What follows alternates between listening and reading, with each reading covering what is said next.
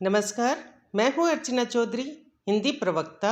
और आज हम कर रहे हैं कक्षा 9वीं की एनसीईआरटी की पुस्तक क्षितिज भाग 1 की कविता कैदी और कोकिला की व्याख्या।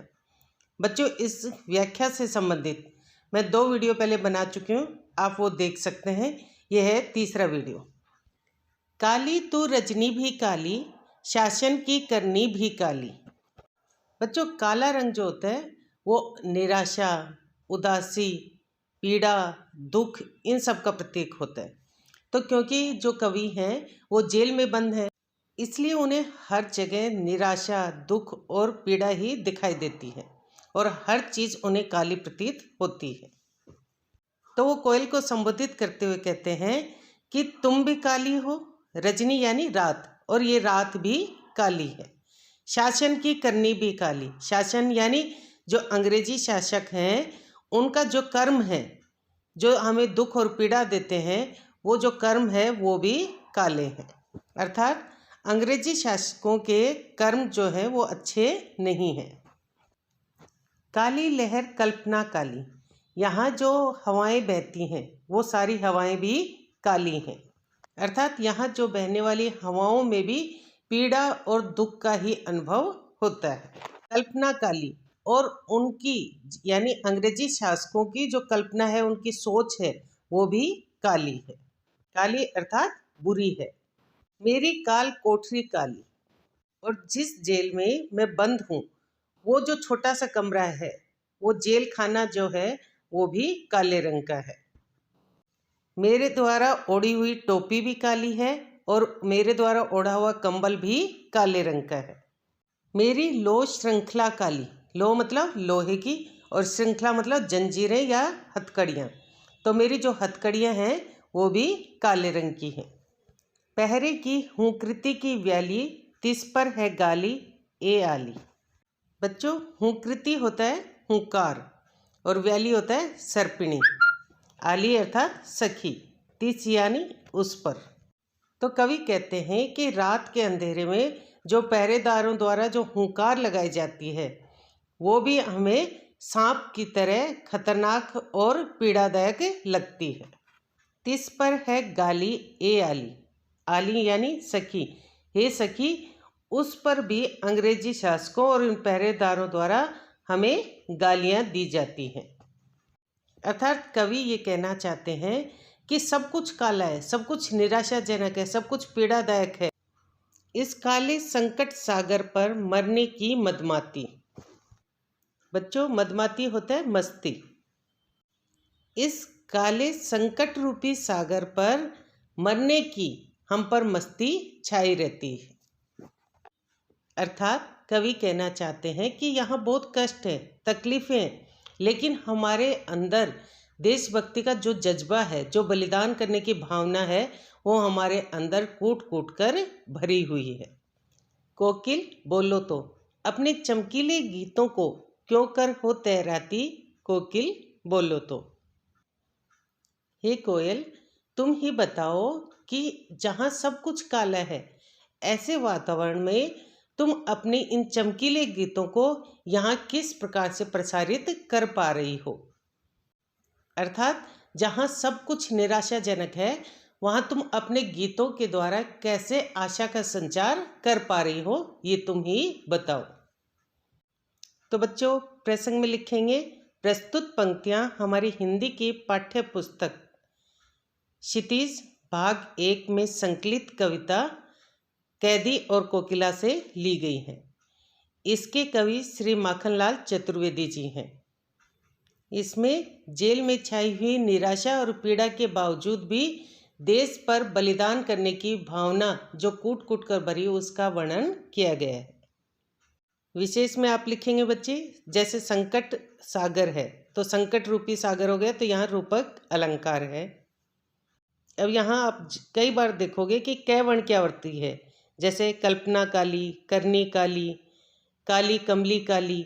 तो इसलिए कै वर्ण की आवृत्ति होने के कारण यहाँ अनुप्रास अलंकार है। संबोधन शैली का प्रयोग किया गया है। भाषा सहज, सरल एवं भावानुकूल है। शब्द विषय के अनुकूल है। बच्चों अब करते हैं आखिरी व्याख्या। इस पद में जो कवि हैं उन्हें कोयल के साथ ईर्ष्या होती है।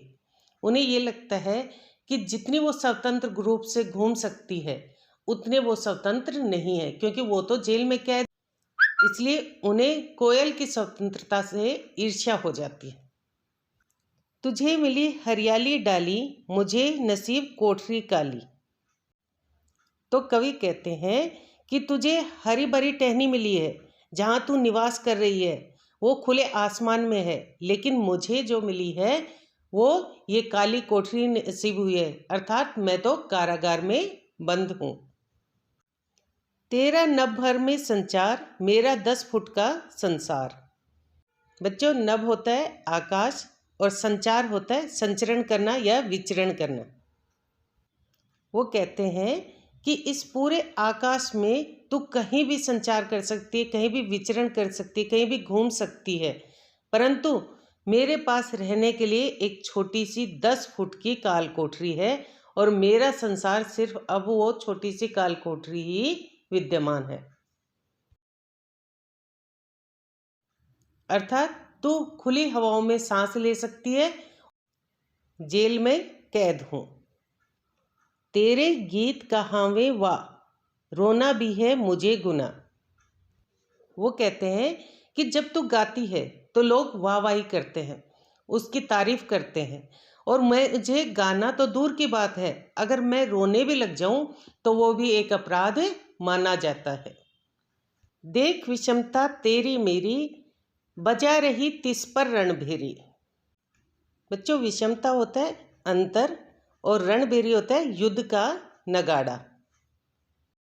तो वो कहते हैं कि तुझ में और मुझ में बहुत अंतर है और उसके बाद भी तू यहाँ युद्ध का नगाड़ा बजा रही है।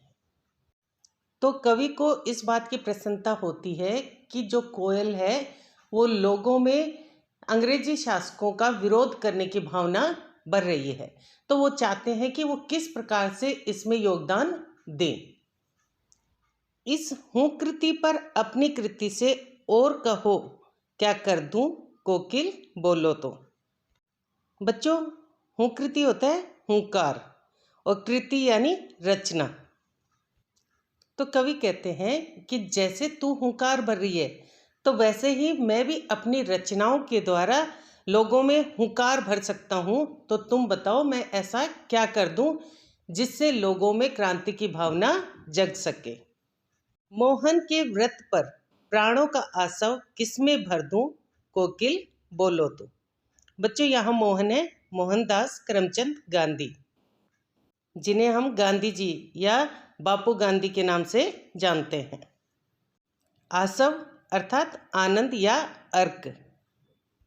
वो कहते हैं कि हे कोयल तुम मुझे बताओ कि महात्मा गांधी जी ने जो स्वतंत्रता प्राप्ति का जो व्रत लिया था, जो प्रण लिया था, उस प्रण पर मैं प्राणों का आनंद किसमें भर दूं, अर्थात प्राणों का अर्क किसमें भर दूं, ये तुम मुझे बतलाओ। तो बच्चों इसमें प्रसंग में पहले तो वही सब लिख देंगे कि कहाँ से कौन सी कविता से लिया गया है और कवि कौन है। उसके बाद एक लाइन जरूर लिख देंगे इसमें कि इसमें कोयल और कवि की विषमता का वर्णन किया है और कवि अपनी रचनाओं के द्वारा लोगों में एक हुंकार भरना चाहते हैं। विशेष में आप वही लिखेंगे, संबोधन शैली का प्रयोग है, भाषा सहज सरल एवं भावानुकूल है, शब्द विषय के अनुकूल हैं। साथ ही बच्चों इसमें क्योंकि कोयल की और कवि की तुलना की गई है इसलिए यहाँ तुलनात्मक शैली का प्रयोग किया गया है। अब यहाँ देखोगे हरियाली डाली, इसमें ली है अंत में तो अंत्यानुप्रास है। कोठरी काली में कै है तो यहाँ अनुप्रास अलंकार का प्रयोग है। तो बच्चों ये थी कैदी और कोकिला की सप्रसंग व्याख्या। उम्मीद है आपको ये पसंद आई होगी और अगर आपने अभी तक पिछले 2 वीडियो नहीं देखे हैं तो उनके लिंक मैं डिस्क्रिप्शन बॉक्स में दे दूंगी, वहाँ से आप देख सकते हैं।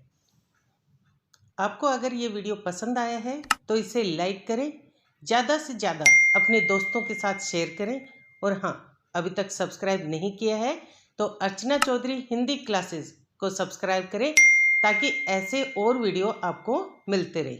और हाँ, बेल आइकन जरूर दबाएं ताकि आपको अगले वीडियो के नोटिफिकेशंस तुरंत मिल जाएं। धन्यवाद।